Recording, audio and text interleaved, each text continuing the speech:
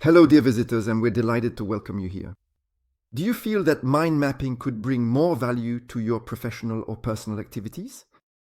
And do you want to grasp the basics in just a few minutes so you can easily create your first mind maps, giving you a solid foundation to enjoy the practice and progress much faster? Well, you're in the right place. I'm going to guide you through these 5 steps with an exclusive tip for each one.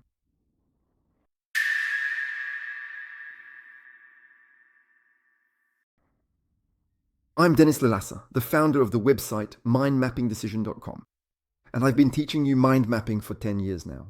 So let me take a few minutes right now to introduce you to the 5 steps for building a mind map.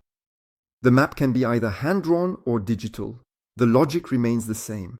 So, welcome aboard and let's take off right away. Let's start with these 5 steps to launch your mind map. The mind map, the mental map, is what you currently see in the center of the screen.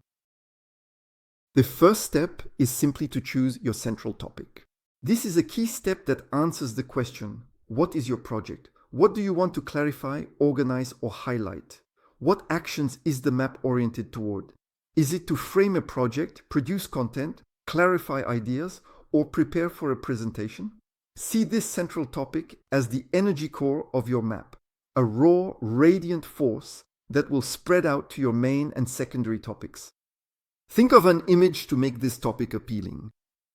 It could be the name of an opportunity, the name of a project, the name of a document to be produced, a method, a question you propose to answer, or a creative reflection. You have complete freedom to define this central topic. The My Mapping Decision tip, instead of writing Project X, write something more specific in the center of the map. For example, increase my sales by 30% this year, or my awesome vacation in 2020, or even my best public speaking performance on a particular topic. You get the idea. You need a desirable and motivating vision. Images and color will also enhance the text and serve this purpose. Now let's move on to the next step. Number of main branches and level 1 topics, also called main topics. These are the main chapters of your map, expressed with keywords or short phrases. Think of your central topic as a multifaceted object whose different sides you will successively illuminate. Here, you are representing the main elements of the system you want to depict with your map. You don't have to have all the main branches and their associated topics from the very beginning.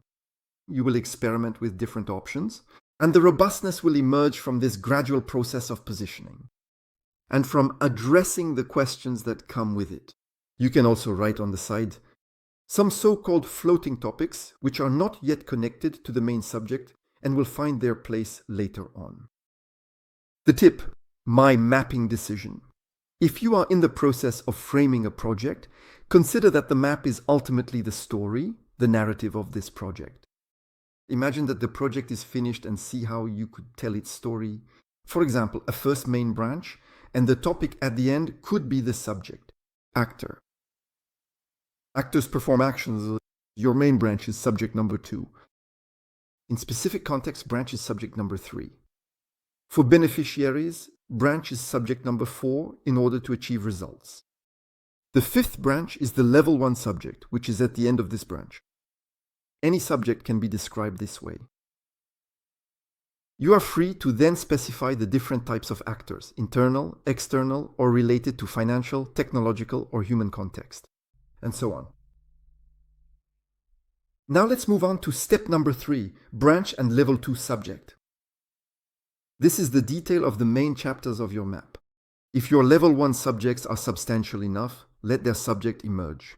Kids, trust yourselves as much as possible, and you'll see that after 2 or 3 weeks of practice, the associations will come naturally.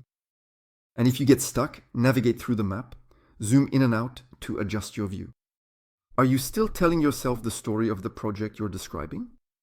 Also, pay attention to the ideas that come up spontaneously. Surprisingly, the same keyword can appear in 2 different places, linked, for example, to 2 distinct contexts.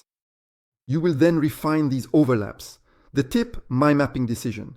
Take the time you need to lay out the secondary topics. Be 100% present in this exercise of representation. And keep in mind that your map should prepare you for your future actions. So there's no need to develop too much on a topic where you have no ability to act, no leverage. Let's move on to step number 4, enhancing with visual codes. Your ideas and information are now spatially organized. They fill the entire space of your page or your screen in landscape format. This is a first step in visual enhancement. And this is probably already a big change compared to your usual practices. With the keywords and their placement, the topics are now anchored in memory.